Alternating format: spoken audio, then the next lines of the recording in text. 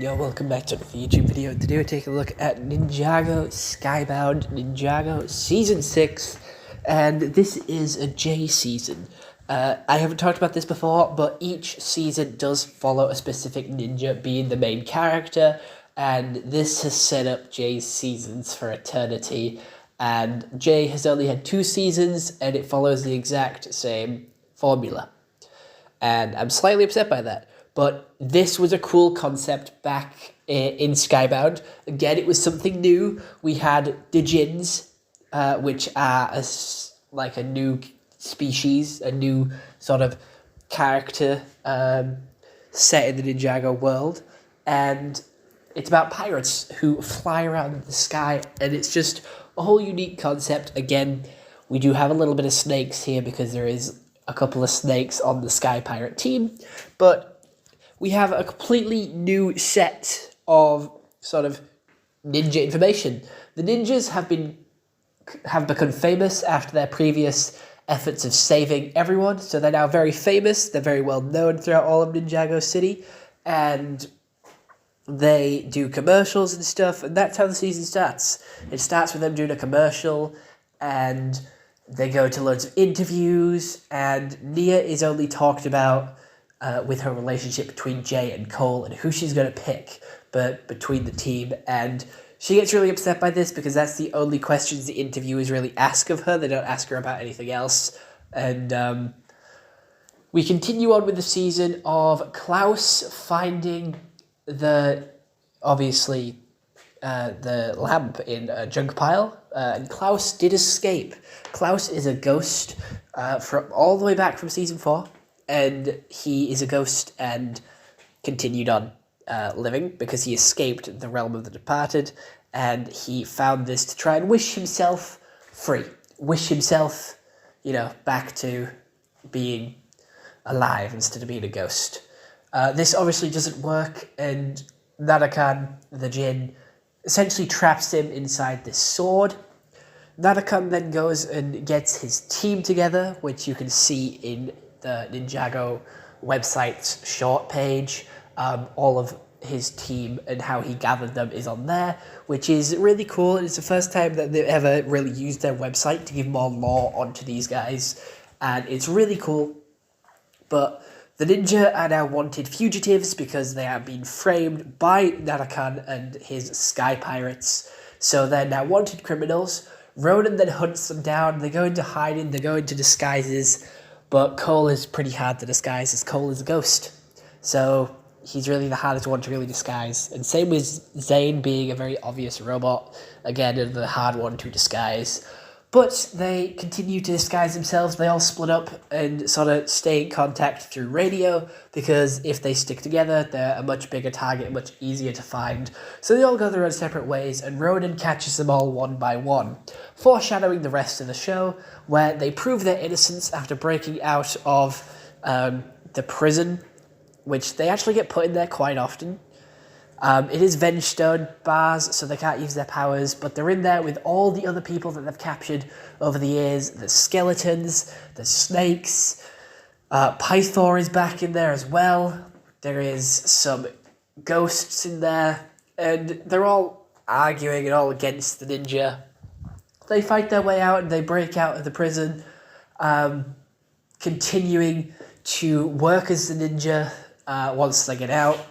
And Dareth manages to clear their name, because Dareth is important again. We then have them get picked off by Nanakan one by one. They also have to get their Destiny's bounty out of the pound. But yeah, Nanakan goes over to them, gives them 3 wishes one by one. Kai just wishes for everything to go back to how it was, go back to the past. Which Nanakan changes into him going to see his father, struggling. He just wishes to be famous again, so he's in a world with a bunch of crazy girls that chase him, and he wishes for it all to go away, and Nanakan traps him in his sword. We then lose the next couple of ninja, which is Zane, and then we lose Cole, then we lose Lloyd, then we lose Nia, and it's all up to Jay to save the day. But with this, they go to an island to extract some venom from a giant spider, So they have to sail across the sea to this island. They get this serum, they get this potion from the spider, but they're also fighting the Sky Pirates. They lose Cole and Lloyd because they wish their lives away, just how they did before. Jay and Nia then go to a giant tower where they found Zane's dad before he sadly passed, all the way back in season 2. And they hide out there for a while with Echo Zane, which is the original version of Zane, who gets left there, which is quite unfortunate. Nia then sacrifices herself to save Jay with some traveler's tea. She wishes her life away, but she can't because Nanakan wants her, and Nanakan has been hunting them down because the only person in his team that he couldn't find, out of his pirate crew that he couldn't find, with his wife, his girlfriend, and he's got him found Nia, who looks identical to her, and once he marries her, she can bring the spirit of his lost one back into Nia, which is a very convoluted plot, but it moves forward pretty quickly. We continue on with Jay putting together a ragtag band of new ninja, including familiar faces like the head of the police, Ronan, Dareth, Echo Zane, Skylar, all the way back from season 4, who has taken over Chen's noodle shop, and a couple of others, which I don't remember the name of, because they really weren't that important. But they go up and rescue Nia, and rescue all the others out of the sword, because they gave the sword to Nia. No, Nia got the sword and gave it to Jay, who went into the sword and pulled everyone out, because it's this weird green dimension where the longer you're in there, the more green crystals you have on you. And if you are keen-eyed viewers, when they're in that sort of green crystal dimension inside the sword, you can see a load of different characters from the past. You can see the Elemental Master of Speed, you can see the Elemental Master of Metal, you can see some skeletons in there, some other characters that you've seen in the past. It's all just really cool. We also have the Purple Ninja, which is a child who comes up later on in the season, but he's introduced here because he's got a broken foot. They then rescue all the ninja. Lloyd is still old from the wish he made, and Jay uses the venom, accidentally hits Nia instead of Nanakan, and he then wishes for none of this to have ever happened, so everything goes back to how it was, and Nanakan's lamp was never found because that's what Jay wished for. So everything went back to normal. The whole season was pointless because none of it ever happened and it all went back to normal. They all still have the memories of everything that happened, but Nia dying got all reset because of Jay using his last wish to reset the timeline, saying that he wished Nanakan's lamp was never found. So what if that was the only wish they had to make? Why didn't they make it from the start? Is what I thought when I saw the ending. Because Kai was the one who died first, or disappeared first, I was quite upset because he's my favourite character, so he was in the season for the least amount of time, due to the fact that he obviously got tricked into being put in the sword, tricked into wishing his life away. And this is the first season that I really started to collect all the Ninjago sets, and I got all of them from this season, except from Nanakan's ship. That is the only set that I did not get from this season. The ninjas also have a cool new redesign. I like this sort of new clothing and this gi. This is my favourite one they've ever had. It just looks so clean. I like the sort of pirate-esque vibe that they have to it, and the little gold clips for like nice little detail, but it actually looks like a nice clean suit, and it's better than the ones they've had before, and it's just by far my favourite. I can't explain why, it's just so clean, and they do use air jitsu, the smallest amount here, and it is the last time they ever use it for the rest of Ninjago. It is only here for like 1 or 2 times. They don't use it very often, and they did get rid of air jitsu because they thought it was too powerful and they didn't want the ninja to be able to use it. So, unfortunately, this is the last time it ever appears, which is the second season it has ever been introduced. So, unfortunately, it's gone forever. We then have the voice actors, and you can really feel Jay's emotion, Jay's pain, Jay's sadness when he's talking to Nia, who's currently dying, And she does a really good job of, voice acting when dying as well, with her voice getting weaker. And the voice actors always do an amazing job. They're like the best part about it. They really bring these characters to life. Animation, again, is on par with the last season. It hasn't improved. It's still at a solid, good level. Not perfect, not good, not amazing. It's just okay. It's decent animation. It's watchable. It isn't like it's impossible to watch, but it isn't the best animation either.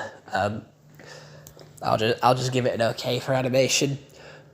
Storyline is a decent one. It's the first time we've ever seen this, with the ninjas slowly being picked off one by one, putting more pressure on the last couple that are still alive, putting more pressure, putting more threat on them, because they're the last ones that can do this, the only ones that can actually save Ninjago. And with them being picked off one by one by one, it just shows how much pressure it puts on the remaining ninja, because they've lost some of their allies, they've lost some of their team, so there is a smaller force, so they're weaker, but they still have to fight as strong as a full team. Especially Jay when he's on his own. He wouldn't have been able to do that if he didn't have the replacement ninja or the backup ninja, whatever they called themselves. The villains here are pretty decent. I don't mind these villains. I quite like them. They're some of my favourite villains, because they're more interesting characters. They all have backstory, and some of them, they don't want to be evil. They don't want to be sky pirates. Like Clancy the Snake, he's just cleaning. He doesn't really care. He just wants to make his crew proud. He's all shy and scared, and he just wants to make his crew proud. He just wants to be accepted. We also have Flint, who is the sniper.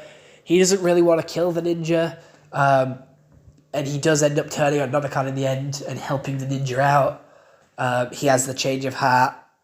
We also have the connection between Dogshank and Nia, who are sort of fighting together, and they think they respect each other because of how good of fighters each other are. But Ronan did turn on them and then join them again, because he was the one that captured them all, but then also joined Jay's replacement team, which I think is kind of awful of him. He's constantly switching sides depending on the winning side. He's just a little shit, basically. But continuing on, it was a decent season. I quite liked it. The threat of Ninjago turning into this sky city, and the fact that the Jin dimension was being killed because you've upset the balance of the realms, because you destroyed the ghost realm, the realm of the departed, which ends up having a knock-on effect on the other realms. It just puts more lore out there, and it puts more emphasis on the different realms, because all the realms are connected, and get rid of one, it will start a chain event which will knock down the others and destroy the others in the process.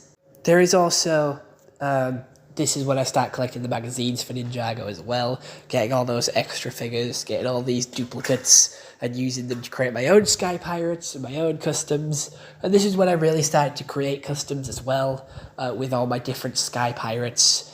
And, this is when my Lego set collection really started to kick off with everything going on.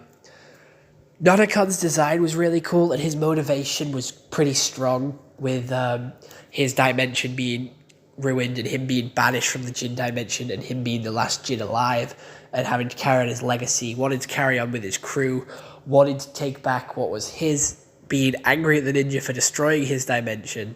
And he just had a really good motive compared to some of the other villains who just wanted power or something like that. He just wanted revenge. But this season is a really good one. It is one of the very last good ones before it turns into, terrible. And it is slowly back on the rise again. But Ninjago does have a drop in the next coming seasons. And I think this is one of the last good ones, if I'm being honest, before it starts repeating the pattern of season-wise.